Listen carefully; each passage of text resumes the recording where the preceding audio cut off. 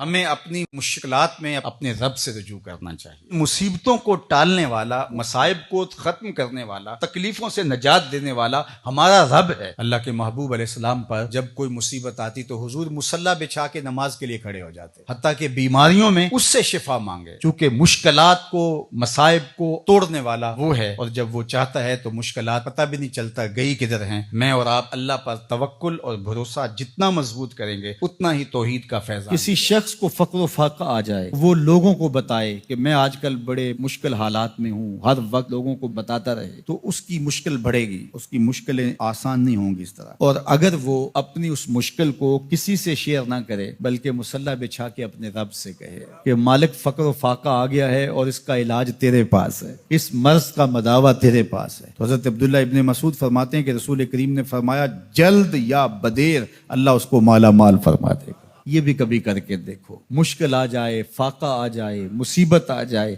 کسی سے نہ کہو، صرف اپنے رب سے کہو، پھر دیکھنا اس کی کرم نوازیوں کا می کیسے برستا ہے۔ فرمایا اللہ پر بھروسہ کرنے کا جو حق ہے اگر وہ تم ادا کر دو، وہ تمہیں ایسے رزق عطا کرے جیسے پرندوں کو عطا کرتا۔